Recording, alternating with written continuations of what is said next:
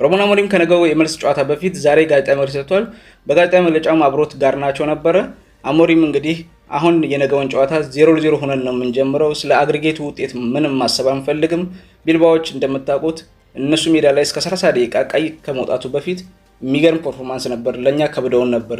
ስለዚህ ይሄን ነው እኛ ማየት ያለብን። እዚህኛ አሁን በኦልድ ትራፎርድ ሲጫወቱ 11-11 ሆነ ስለሆነ የምንጫወተው ያንን እስከ 30 ደቂቃ የነበራቸውን ፐርፎርማንስ ታሳቢ ማድረግ አለብንና 3-0 ማሸነፋችን ሊያዘናጋን አይገባም። አግሪጌቱን ረስተን 0-0 እንደሆን ማሰብ አለብን ብሏል። ያው እኔ ትኩረት በጣም አስፈላጊ ነው። ይሄ ማንቸስተር ምንም ስጋት እኔ አልተማመንበትም። እንደኔ አሞሪም ያውቀዋል፣ ድክመታቸውን ያውቃሉ። በግልጽ ነው የሚናገረው። ለ40 ዓመታት ደካማው ቡድን ይሄ ቡድን ነው ብሎ በግልጽ የተናገረ ሰው ምንም አይፈራምና ጥንቃቄ እጅግ በጣም ያስፈልጋል። አንድ ጎል ውጤቱን ሊቀይረው ይችላል ብሏልና ጨዋታውን ሊቀይረው ይችላልና ጥንቃቄ ያስፈልጋል ብሏል። እኔ ጥንቃቄ ከባለፈው ጀምሮ ጥንቃቄውን በጣም ወድጀለታለሁ። ትኩረት በጣም ሰጥቶበታል። የቢልባኦ ልጆችም እንግዲህ ኮከቦቻቸው ተጎድተዋል። ያም ለማንቸስተር ጠቀሜታ ይኖራል ብዬ አስባለሁ። ስለ ዋንጫው ተጠይቆ ነበር። ዋንጫውን ብናሸንፍም ያው ፕሪሚየር ሊጉን ላይ ያሳለፍነው ውጤት ሊያስረሳ አይችልም። በጣም መጥፎ ሲዝን ያሳለፍነው ይሄን ሊያጠፋው አይችልም። ግን ሻምፒዮንስ ሊጉን ማንሳት ለኛ ያስፈልገናል። እኔም ዋንጫ የማንሳት ልምድ ሊኖረኝ ይገባልና ይህ ዋንጫ ለደጋፊውና ለቡድኑ ያስፈልጋልና ይህ ዋንጫ ማንሳት አለብን። ስለ ብሩኖ ፈርናንዴዝ ዝውውርም ተጠይቆ ለምን እንደጠየቀ ታውቃላችሁ? እሱ የዓለማችን ምርጡ ተጫዋች ስለሆነ ለዛ ነው ስሙ እየተነሳ ያለው። ግን አሁን እሱ የትም አይሄድም፣ የኛው ተጫዋች ነው ብሏል።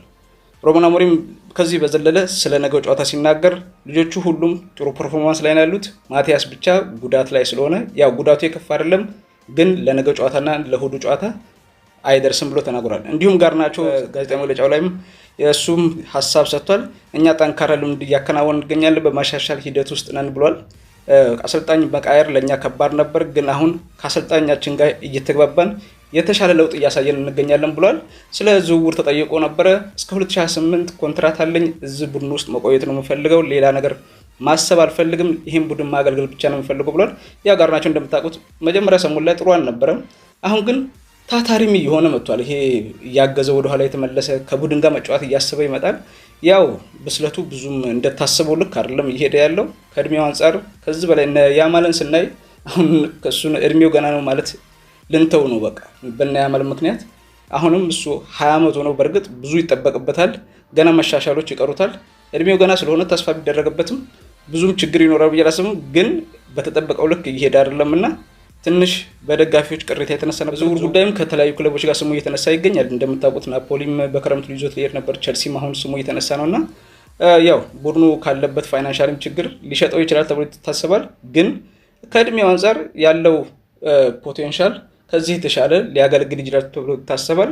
እኔ ጋርናቾ ያው ከሌላው ይሻለኛል፣ ታታሪ ልጅ ነውና የተሻለ ፐርፎርማንስ ማሳየት አለበት። ከዚህ የተሻለ ቡድኑ እንግዲህ ብዙ ክፍተቶች ስላሉት ያንን ክፍተት ሲያርም የተሻለ ተጫዋች ይሆናል ብዬ አስባለሁኝ። ለማንኛውም እንግዲህ የነገ ጨዋታ ለማንቸስተር እጅግ በጣም አስፈላጊ ጨዋታ ነው። እንደምታውቁት ኢሮፓ ሊጉ ወሳኝ ያስፈልጋል ለማንቸስተር። ወደ ሻምፒዮንስ ሊጉ መመለሻ ዋነኛው መንገድ እሱ ነውና ይሄን መጥፎ ሲዝን ለማስረሳት ይሄ ዋንጫ ማንሳት አለበት። እንግዲህ ይህ ዋንጫ ማን ያነሳዋል የሚለውን አብረን ምናይ ይሆናል። ድል ለታላቁ ክለብ ማንቸስተር ዩናይትድ። እናንተ ደግሞ የተሰማችሁን ኮመንት ላይ ያስቀምጡ። ቪዲዮ ከተመቻችሁ ላይክ፣ ሼር አድርጉ፣ ሰብስክራይብ አድርጉ። ይሄ የኔ ዩቲዩብ ቻናል ነው፣ አዲስ ነው። ለወዳጅ ዘመዶቻችሁ አድርሱ። ሰብስክራይብ በማድረግም አበረታቱኝ። ቴንክ ዩ